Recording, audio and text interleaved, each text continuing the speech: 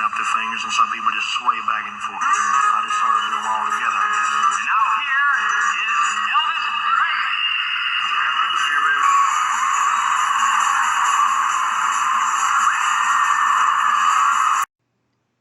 Who was at Graceland when Elvis Presley was laid to rest?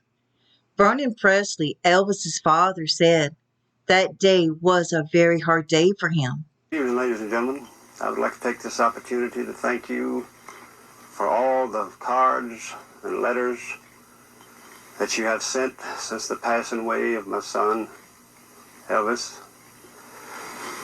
We have all the flowers and the letters and the cards, which we will eventually get around to answering the majority of them. But I just wanted you to know that we appreciate them very much, appreciate your concern, and you have been a great help to me and the family during this time of grief. He went on to say that he was so grieved that he hardly really could understand what was going on around him. He said, I was so dazed with shock and misery, I didn't even see or recognize some of the people at the funeral. Anne Margaret and I hugged each other and cried together, but I didn't even see her husband, Roger Smith, but he was close by. So Anne Margaret and her husband, Roger Smith, were there. Priscilla Presley and Lisa Marie were also there.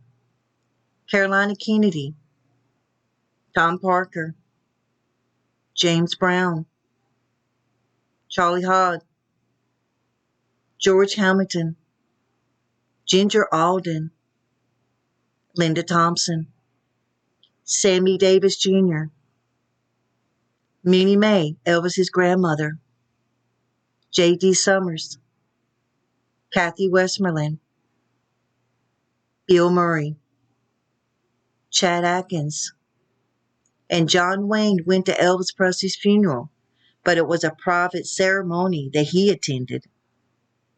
And Elvis Presley's pallbearers were George Klein, Lamar Fye,